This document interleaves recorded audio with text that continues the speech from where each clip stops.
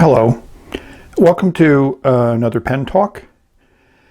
Today we're going to be looking at a very active topic on the internet. It's been an active topic for all people engaged with fountain pens for a long time. So I decided to dip my toe into the water and give you my perspective on what many have referred to as fountain pen nib flex.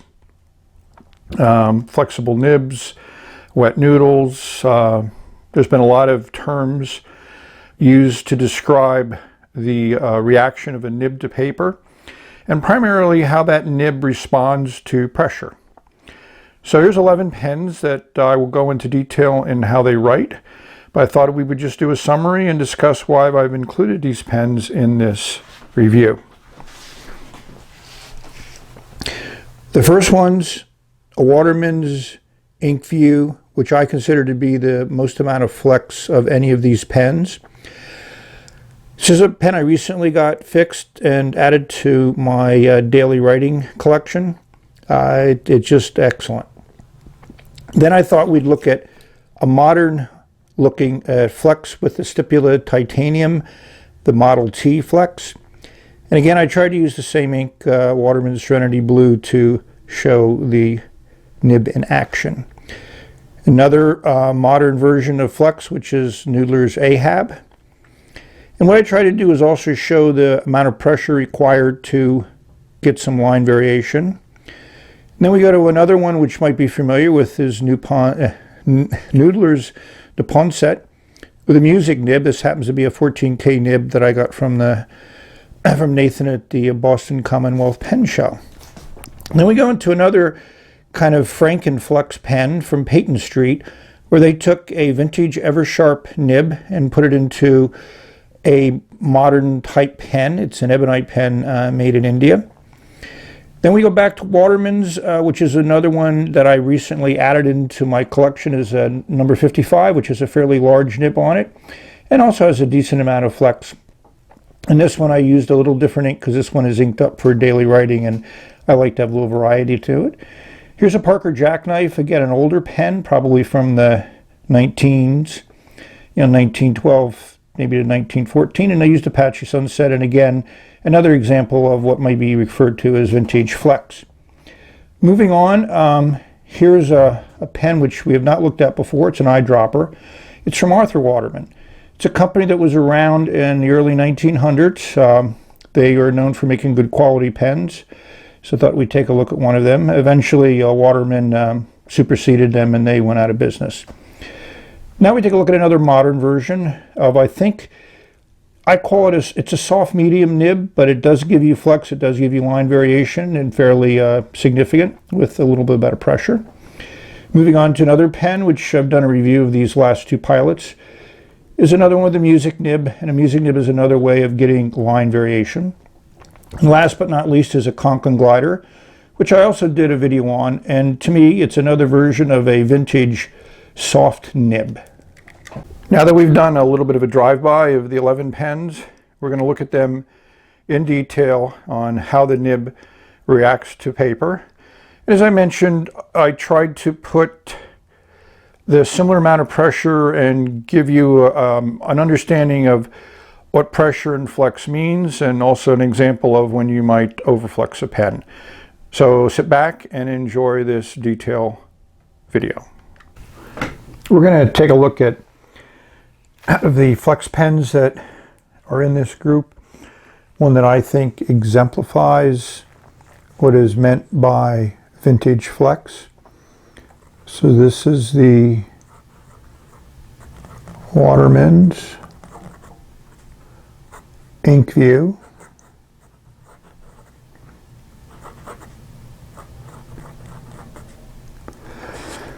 So this is a very fine nib that lays down a really, really fine line.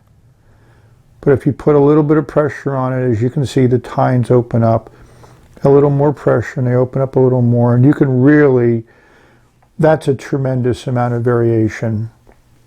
It also works well in this manner, and that's really the key to vintage flex. is the amount of pressure that's needed to open up the tines. And this pen, to me, exemplifies it more than anything that I've ever used. You know, is this a wet noodle? That's always subject to interpretation. I think this variation between this line and this line is, what, a factor of 30? That's quite a bit. And the other thing to keep in mind is that this is not one that you're going to use every day in a flex mode. You can use this as an everyday writer. It certainly works that way.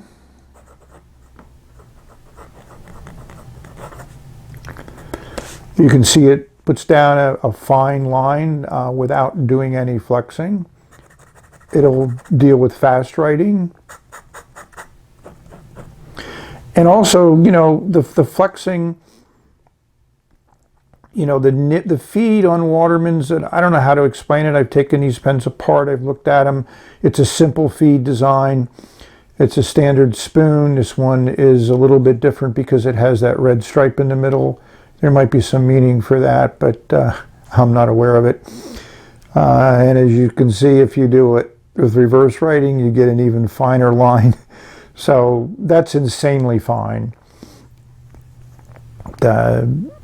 This is a pen that I got repaired at the DC Pen Show by Ron Zorn of Main Street Pens. He's repaired a few of my pens. He does excellent work. And I'm extremely pleased I picked this one because you only get a chance of having him repair one of them. So this is one of them. I can't do Spencerian writing or any of those other things. I just do normal script. So hopefully this is coming across in the video. I just wanted to just show you a close-up of really what I consider to be true flex. And as you can see, there's no railroading, it's consistent, but this ink will take minutes to dry. It lays down a phenomenal amount of ink, and with some inks you're going to get bleed through, feathering, and all those other things that occur when you lay down a lot of ink. It does take some motor control, but if you're not doing super flex, you can just get a nice line. And that's one of the things that I enjoy about this type of a nib. I don't think any modern pen comes close to accomplishing what they've done here. Many try, but few succeed.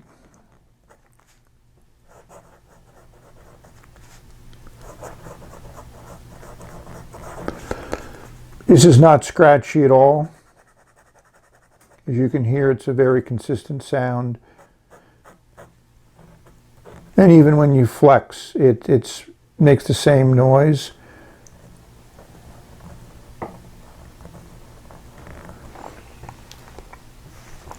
So we'll take a look at some of the other pens and how they look, but I wanted to set the bar where it should be set with flex with this pen. Now we're going to take a look at what might be referred to as modern flex. We're just going to take a close drive-by on this pen. Those of you familiar with Italian pen manufacturers may recognize this as a Stipula. This is the Model T. This is Ambrosia, which I was able to snag one on eBay. And I really enjoy this pen. But again, when we look at it, we'll be able to compare this to what some people may see as vintage flex, which hopefully that Waterman video did describe it, or did visually show it. So again, this is the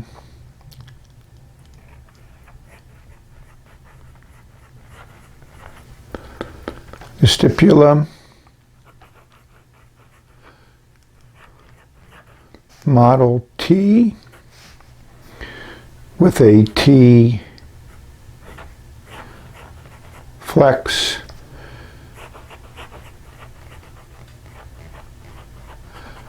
titanium nib.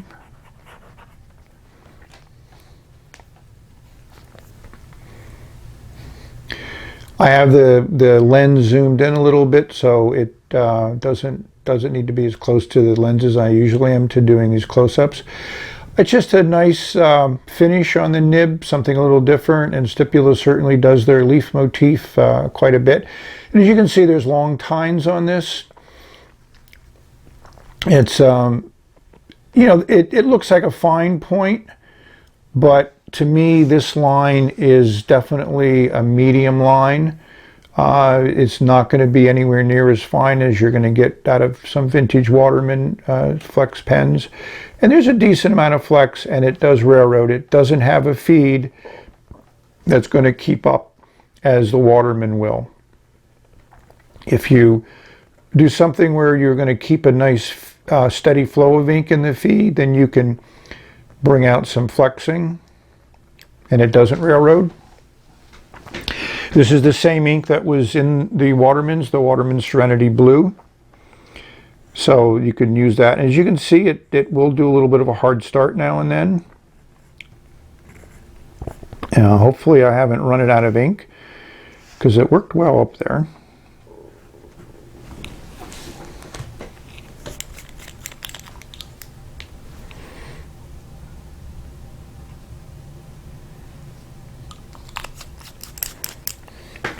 So that was a good example of, I had to prime the feed. So you can see now there's a lot more ink in the feed. That is one of the common challenges with modern pens that try to create that flex, because the ink flow is critical.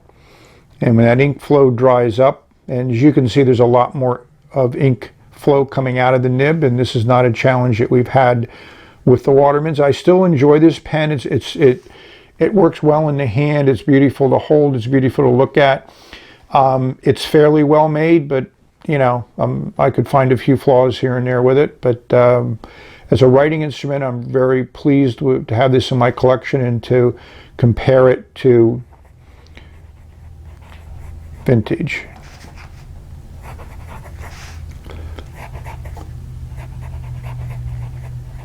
Very smooth, as you can hear on the paper, and as you can see, can lay down a the ink pools on the paper. But you need a lot of ink to support that type of flexing. And now I'm pretty much probably have exhausted the extra ink I put into the feed. And as you can see, the nib can spring on you. Look at that. Just a little bit of pressure. So that's one of the challenges with this pen, is the flexing will distort the nib, but it's always come back, so I've never had a problem with that. But again, you need to take a look at it, so you can see already it's gone back to a different shape. So that was probably another reason why we were getting ink starvation. But again, that's the challenge with making a soft nib. This is titanium and not gold, so I'm certain the metallurgy engaged in doing this was not simple. So in discussing modern flex, we can't leave out Noodlers Ahab. I have a number of Ahabs. They are not in daily rotation. I think they could be, but I just have other pens that I enjoy better. This has an excellent converter in it that holds a lot of ink, which is nice. Unique nib with just a slit with no breather hole. So I haven't written with this one in a few days, so let's see how it starts up. That's excellent that it starts first time.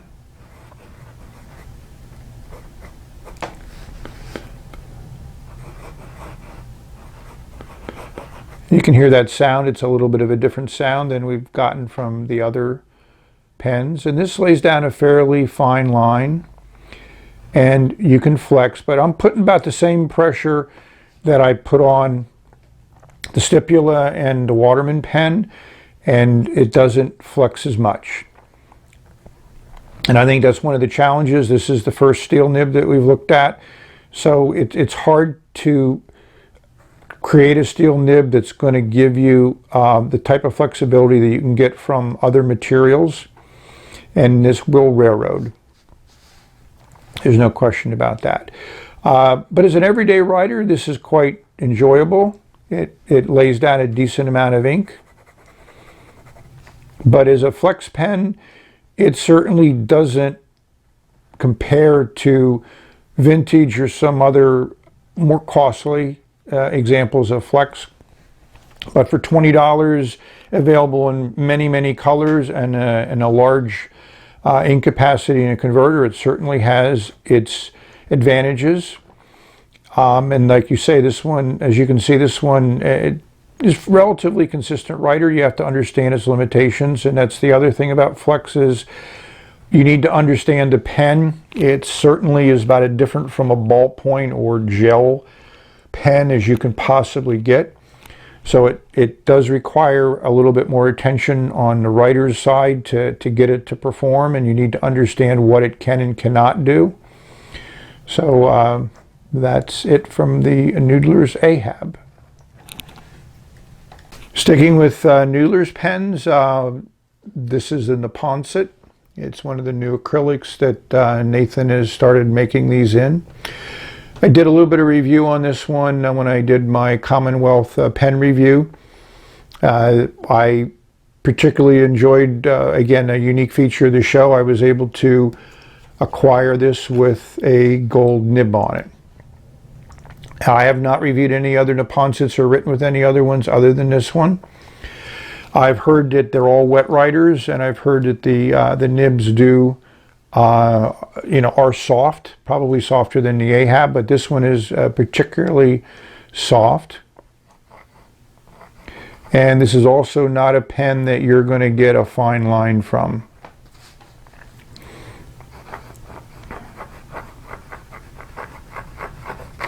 And as you can hear it, it's not the smoothest writer.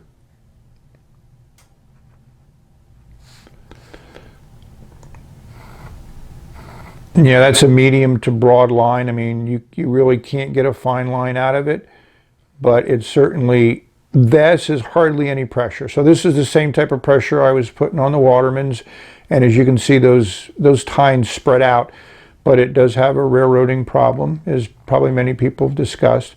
But if you flex in this way, where you're not trying to run the feed dry, you can get some really excellent line variation from this pen. And it is very sensitive to angle on the paper.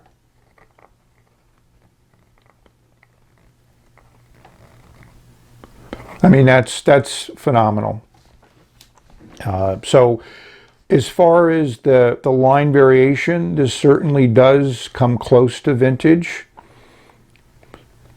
That's just beyond belief when you can take a look at this. And this is the same Waterman Serenity ink that I had in the other Watermans that I was looking at. So the gold nib is not something you're going to be able to get, but I think the steel nib is comparable. I don't have one to compare, so I can't. I might try to get a steel nib just to take a look at it. But I thought that this is just a phenomenal as far as modern flex goes. This is about as nice as they get, but it doesn't have that fine line that you're able to get with the Waterman. And it is a little bit more sensitive to angle and position. Now we're going to take a look at a completely different pen. This is a Payton Street pen.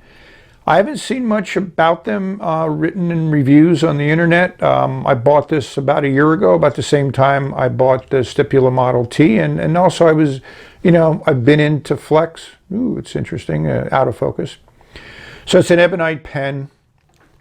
Cost me about $80, came in a nice box, which I think I might show later on in the video. Your standard unscrew, but what makes this pen unique is the nib that's in it. This is a vintage Eversharp point from the 50s, and it's the Eversharp feed, but put into a newly made pen. It's very light, very comfortable in the hand. And let's take a look at how this pen, which I would say is a Frankenflex pen, how this one looks.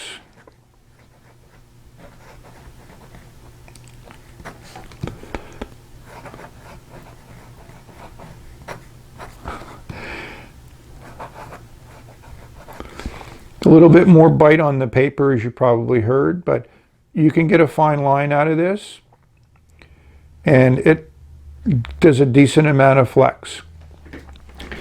I wouldn't call it super flex. This is probably semi-flex, but you know, for someone who wants to get some variation in their writing style without a lot of pressure, this will provide that. This is also a smaller nib than was on the other pens, and you know, that means that the tines are not as long, which would require more pressure to bend them out.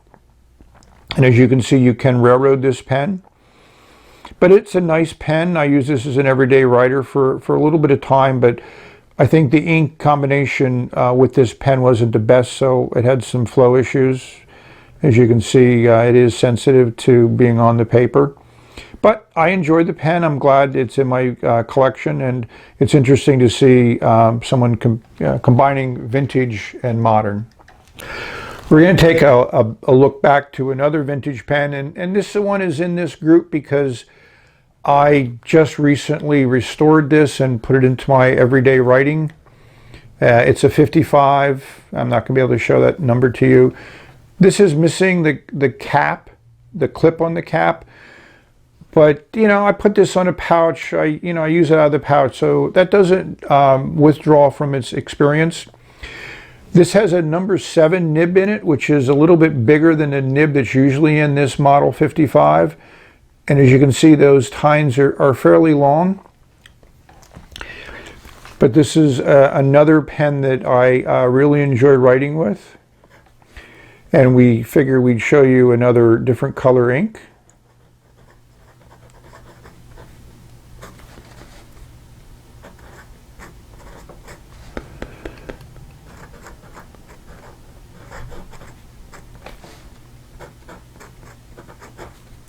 This is also extremely wet writer. I think all Watermans tend to be very wet writers. This will lay down a fine line, not as fine as the Ink View did, but it does flex, and you can railroad it. But it's just a nice variation. It takes a little bit more pressure to flex and doesn't flex as much as the Ink View did. So this nib is definitely more in the semi-flex category than the Ink View one was, but I just thought I'd give you a view of another Waterman, and also maybe you could like another. This is R&K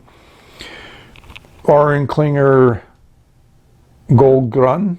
I got a couple of their ink bottles when they were on sale at Goulet Pen, so I really enjoy the color. It's really interesting. It's a little bit different to dark green, so it'll work in a business environment. And as an everyday writer, this is great. It really is consistent. You know, the feed will keep up with fast writing. And as I said before, we're talking about a lot of ink being laid down. Continuing on with the vintage theme, this is a pen that I've done a video on. It's an older Parker pen. It's probably from the teens, you know, 1914, 15, somewhere in that vein. It's a jackknife. It's an interesting feed system there. It's small pen, small grip section, and it's also a different color ink.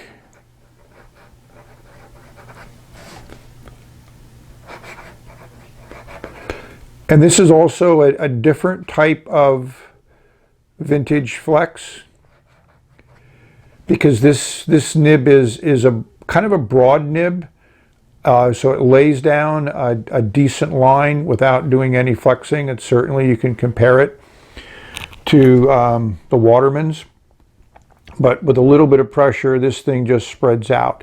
I mean, from the fact that it spreads with so little pressure, I would say this approximates a full flex or a wet noodle type of design, and the older pens tend to be a little bit more flexing. But this is just a pleasure to write with, and that's one of the things that you have to understand from a flex viewpoint is every pen that has some flexibility is going to be a unique experience, and that's something you'll need to learn. You'll need to learn the pen. I mean, that's just a phenomenal amount of ink, and we should give the ink its due. So some of you may have recognized it. It is certainly a standard and a classic when it comes to flex writing and, you know, getting shading and variation. So I think that kind of explains how vintage flex has reached its historical perspective. We're going to do one more vintage just because it's a unique pen. This is an eyedropper pen, and it's unique for a number of reasons. Number one, it's an interesting red rubber with the kind of not really a red ripple. This is probably before that type of material became popular, that color of red rubber. And the cap just slips on, it doesn't screw on. But this nib, if we can take a look at it here, this is a Arthur Waterman pen. So Arthur Waterman made pens around the time that that Watermans came into play. Eventually they sued and lost, so this nibs says a little phrase on it about not being a regular Waterman. And this is probably from about 1910. And this may have a challenge. I've had a challenge getting this to write.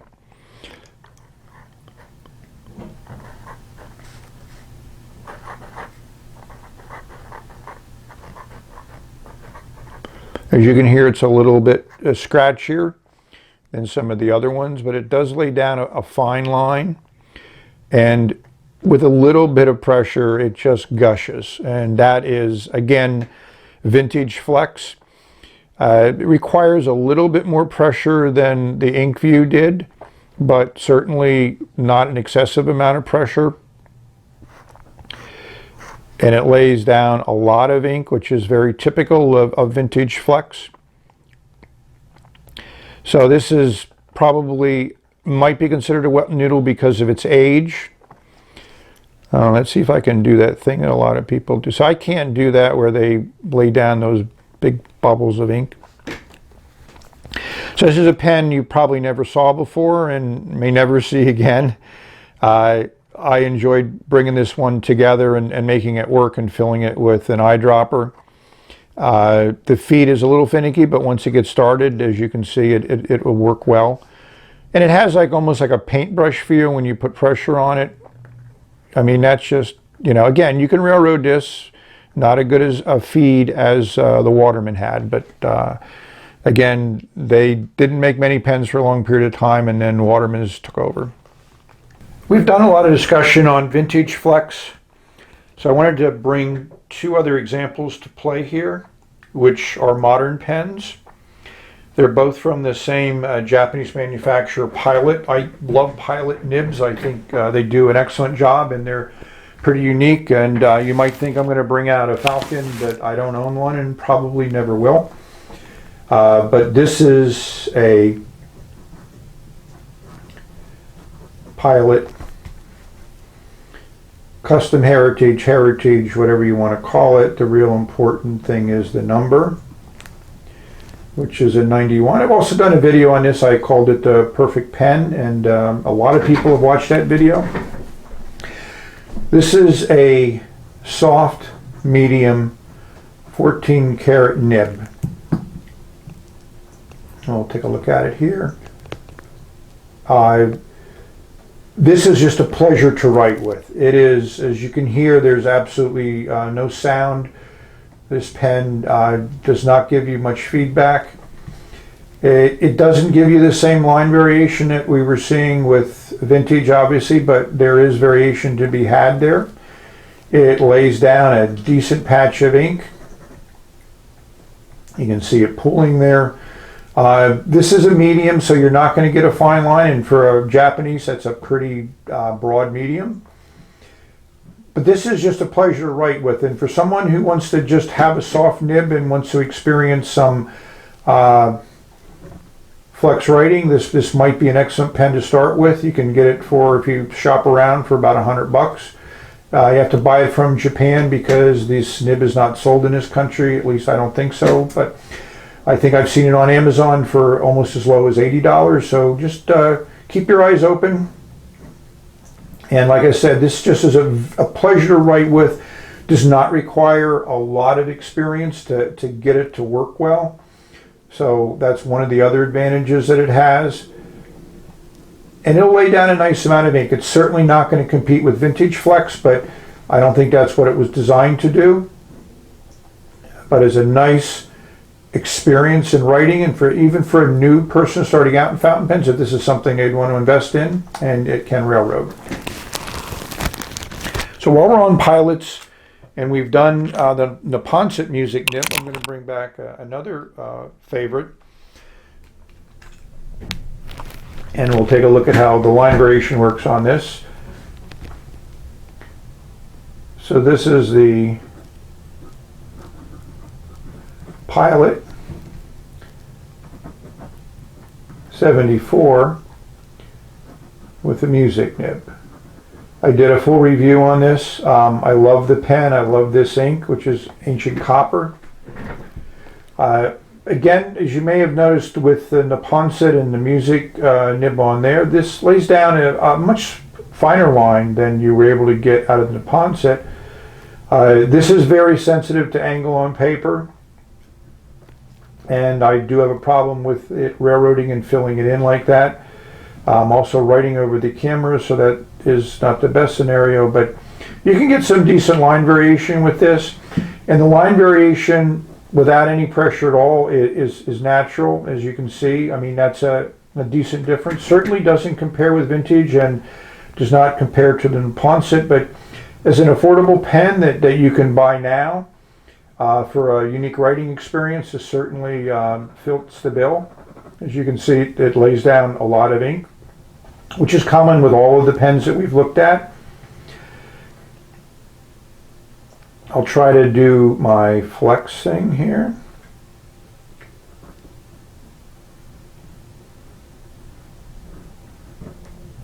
That turned out pretty good. You're not going to get that intense variation because this, you know, very soft pressure, and I probably don't have the experience of being able to bring the nib up from the paper to actually make the line be that fine. Again, that's what takes practice. And so all pens in this nature are going to require a little bit of expertise on the writer's part.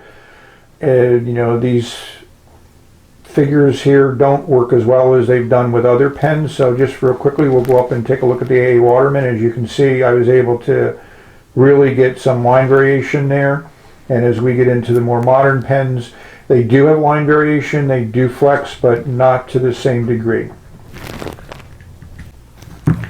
Here's another pen I did a full video on.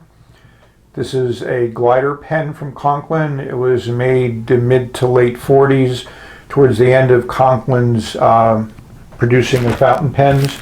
And I also love this nib. It's called a Cushon nib, and as you can see, it's a small nib, but relatively speaking, it has fairly long tines. This has been inked up for a while. It's been in Daily Writer for a while.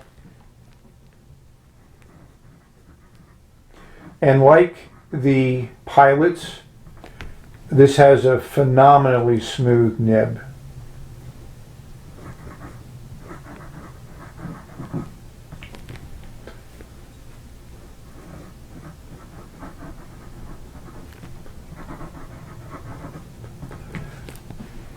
It's not a fine line, and with a little bit of pressure you can get some variation, kind of similar to what we were seeing in the soft medium on the Pilot Heritage 91, and that's probably the similar nib to this. I've enjoyed writing with this pen, and what's nice is it writes first time every time. It's very consistent. It lays down a nice patch of ink. Looks like we're getting some feathering there. Is that from the dots on the Rhodia dot pad I'm using? This is an Iroshizuku ink, so I don't think that's the ink's problems. But you know, again, this is just another view of what I would call a soft nib. And maybe you can get even more line variation here, but that takes a fair amount of pressure. But this nib has never sprung on me or done anything that I didn't expect it to do. So that's another view of a soft nib from a bygone age.